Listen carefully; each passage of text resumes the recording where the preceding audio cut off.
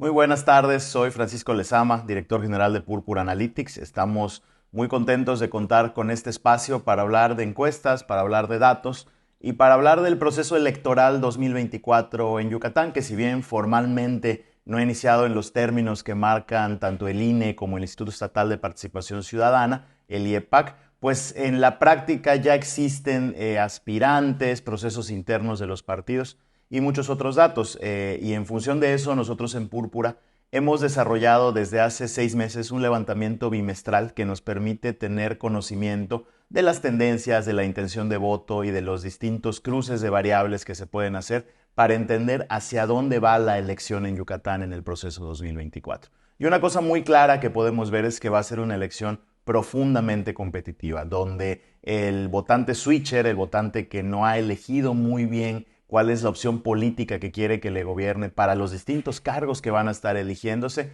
claramente es quien va a tener la llave de la elección. Observamos procesos electorales con esquemas de voto diferenciados muy claros, tanto por cargo, quienes van a votar por la presidencia de la República o quienes van a votar por la gubernatura, eligen o están eligiendo con intención de voto en principio fuerzas políticas diferentes. Es una elección donde en términos coloquiales podríamos decir que no hay nada para nadie. Existen tendencias, existen intenciones y eso es lo que vamos a analizar mirando en la tecnología de visualización de datos que nosotros usamos en Púrpura para digerir las encuestas, para poder entender muy bien el comportamiento por segmentos y por supuesto para dar información más valiosa al electorado.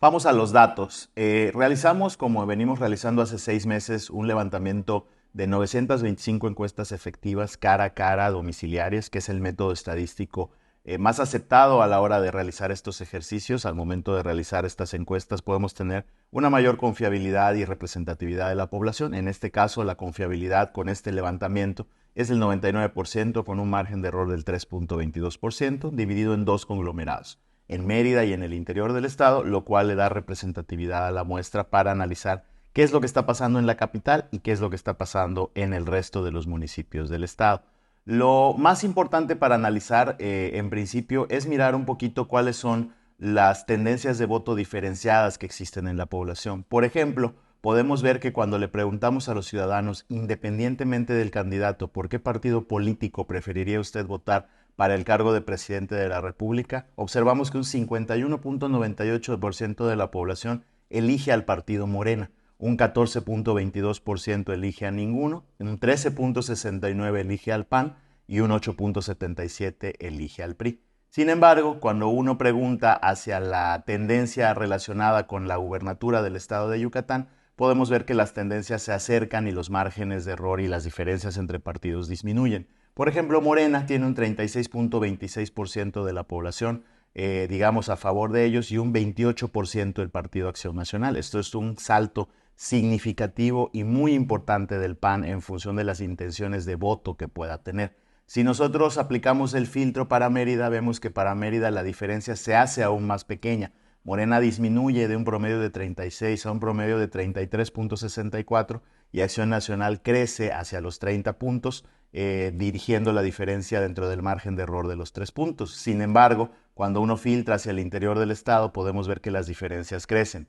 Morena con un margen de 39.95% y el PAN con un margen de 24.74%. Por grupos etarios esto también es distinto. Los jóvenes tienen una menor tendencia a identificarse con ambos partidos políticos, con Morena y con el PAN. Las personas entre 31 y 45 años manifiestan intenciones de voto muy parecidas en el cargo de gubernatura, 33.99 para Morena y 33.6 para el PAN. Y a medida que vamos creciendo en los grupos etarios, las personas de 46 a 60 años, pero sobre todo las personas de más de 60 años manifiestan una clara tendencia a favor de Morena, producto de la política derivada de los programas sociales, de las distintas acciones que el gobierno de la República ha realizado en favor de este grupo de edad. Pareciera que esas intenciones se están metiendo dentro de la discusión. Cuando nosotros preguntamos en el marco de una alianza electoral, en el marco de una alianza de partidos, tanto del lado de Morena como del lado del PAN, el PRI y el PRD, y analizando los distintos careos de candidatos, podemos ver, por ejemplo, que en contra de Raúl Paz Alonso, Renán Barrera tiene una ventaja cercana a los 8 puntos, 37.54% contra 29.63%. Cuando careamos a Renán Barrera contra Verónica Camino, la senadora Verónica Camino, el senador Raúl Paz al principio, ahora la senadora Camino, 36.36% para el alcalde de la ciudad, 31.44% para Verónica Camino. Y cuando la careamos con Joaquín Díaz Mena, careamos al alcalde de Renán Barrera contra el anteriormente delegado del Bienestar, Joaquín Díaz Mena, vemos que los márgenes se estrechan aún más. 36.36% para Renán Barrera, 35.29% para Joaquín Díaz Mena. En Mérida, con una diferencia cercana a los 7 puntos para Renán Barrera, 39.85 contra 32.72, y en el interior del estado con una diferencia también significativa, 38.92 para Huacho Joaquín Díaz Mena y 31.44 para Renán Barrera. Es decir, las tendencias de voto no están claras, y si bien es cierto que la marca PAN y la marca Frente Amplio mejora sustancialmente con el posicionamiento de un candidato como Renán Barrera, con altos niveles de conocimiento y aceptación, también es cierto que la marca es muy pesada, la marca Morena tiene un peso específico dentro de la población potente y hace que candidatos sin tanto nivel de conocimiento, el senador Paz y la senadora Camino tienen niveles de conocimiento que rondan los 40 puntos porcentuales, pero a la hora de eso trasladarse a intención de voto se hace cercano a los 30 puntos.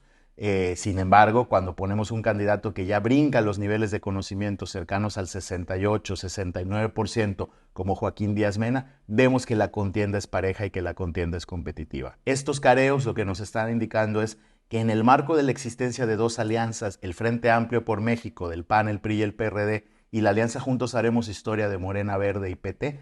pues se plantean escenarios competitivos donde la elección está en manos de un 16% de votantes que dicen que no preferirían a ninguna de estas opciones políticas y un 6% de votantes que dicen no conocerlos, ¿no? Movimiento Ciudadano es una opción, digamos, es una tercera vía que aún está en términos pequeños en cuanto a su participación electoral, un 5.99%, que también va a jugar un papel muy importante en ese sentido. La potencia de la tecnología de la visualización de datos es que al nosotros filtrar, por ejemplo, por afinidad partidista, podemos entender que entre las personas que no se manifiestan afines a ningún partido político, el alcalde Barrera en este careo tiene una ventaja de cercana a los 9 puntos contra el delegado Joaquín Díaz Mena. Sin embargo, podemos ver en los siguientes careos que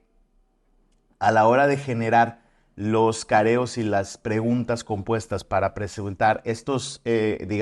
competencias entre candidatos en el marco de la existencia de no una alianza electoral, es decir, sin alianzas electorales, Joaquín Díaz Mena alcanza 47.59%, Renán Barrera 37.33%, y el que en ese entonces era aspirante del PRI a la gubernatura, hoy renunciado a ese partido político y afiliado al Partido Verde y participante del proceso interno de Morena, Jorge Carlos Ramírez Marín, con un 10.27%, y Movimiento Ciudadano